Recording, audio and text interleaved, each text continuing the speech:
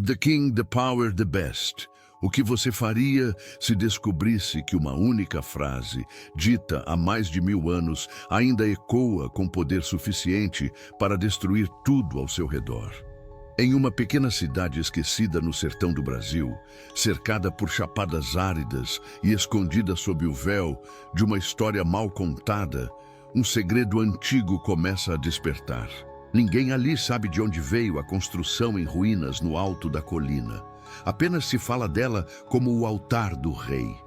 Dizem que quem se aproxima ouve sussurros, que a grama seca ao redor nunca cresce de novo, que, ao cair da noite, há olhos observando.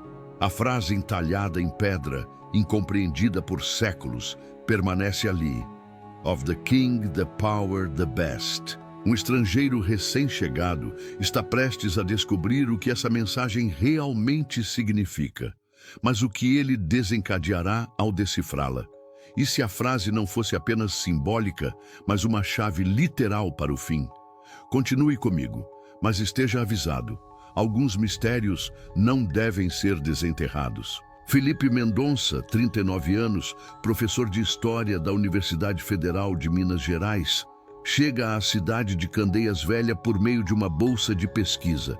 Seu objetivo, investigar inscrições linguísticas antigas do período colonial e pré-colonial. Curioso, cético, solitário, ele traz uma bagagem emocional carregada, a esposa falecida e um filho com quem não fala há anos. Em Candeias Velha, conhece Dona Áurea, uma senhora de 76 anos, cega de nascença, mas que vê demais.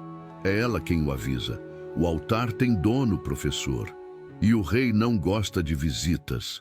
A cidade parece presa no tempo. Postes que não funcionam, um rádio comunitário que insiste em tocar cantos gregorianos e uma igreja que nunca mais abriu as portas desde o desaparecimento do padre. A população teme o monte, só as crianças ousam subir lá e nenhuma delas retorna igual.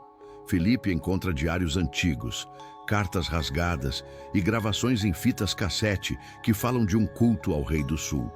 Começa a montar um quebra-cabeça linguístico, sem saber que cada peça encaixada acorda algo adormecido, e as palavras entalhadas começam a brilhar à noite. Mas quando Felipe vê a frase entalhada mudar sozinha diante de seus olhos, ele sabe, há algo ali que desafia qualquer explicação científica. Felipe traduz parte da frase e percebe que "Of the King, the Power, the Best" é uma invocação, não uma frase comum. A estrutura gramatical remete a feitiços antigos, uma permissão para que o rei retorne. No instante em que ele lê a tradução em voz alta, a cidade inteira tem um apagão. E o altar sangra. Dona Áurea revela ter sido guardiã da entrada do altar. Mas o pacto de silêncio foi quebrado. E agora, as crianças da cidade estão desaparecendo uma a uma. Durante uma tempestade incomum, Felipe encontra no altar uma passagem subterrânea.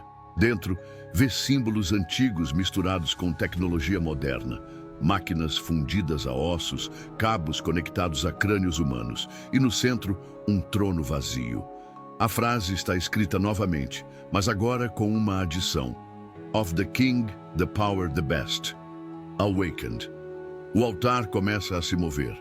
Ele respira. E Felipe sente que algo está voltando e usa sua mente como canal. A cidade começa a enlouquecer.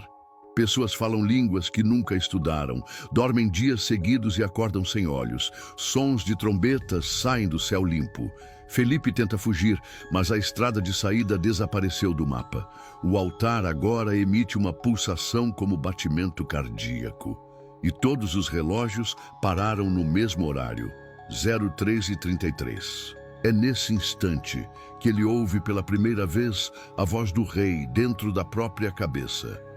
Felipe, mesmo enlouquecido pela presença constante da entidade, decide enfrentar o trono.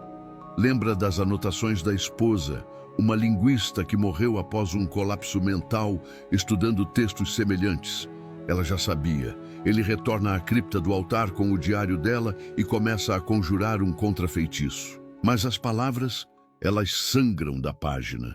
Com a ajuda de Dona Áurea, que revela ser a última sobrevivente de um ritual realizado há 77 anos, Felipe descobre que a única forma de deter o rei é entregando a si mesmo como sacrifício vivo, consciente e voluntário. Mas o rei quer mais do que sua alma. Ele quer reinar sobre a realidade.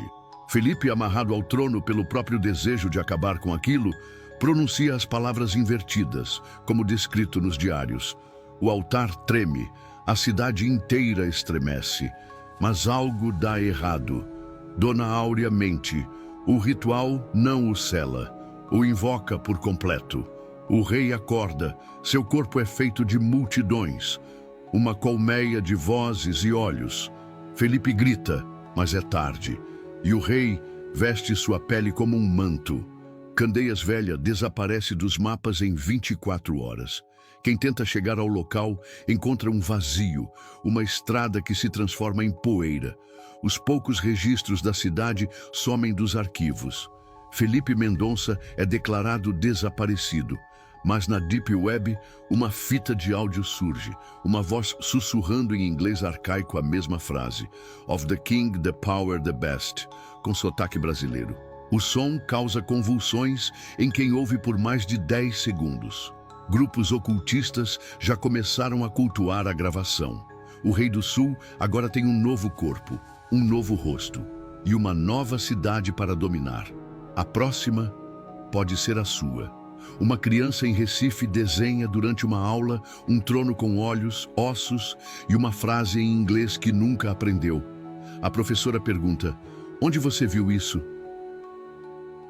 Ela responde: "Ele me mostrou enquanto eu dormia." Se essa história te arrepiou, não se esqueça de se inscrever no canal, deixar seu comentário e compartilhar com alguém que ama uma boa história de terror. Comente aqui embaixo. O rei está acordado se você chegou até o final. Assim saberemos quem sobreviveu ao chamado. E lembre-se, não diga a frase em voz alta, nunca.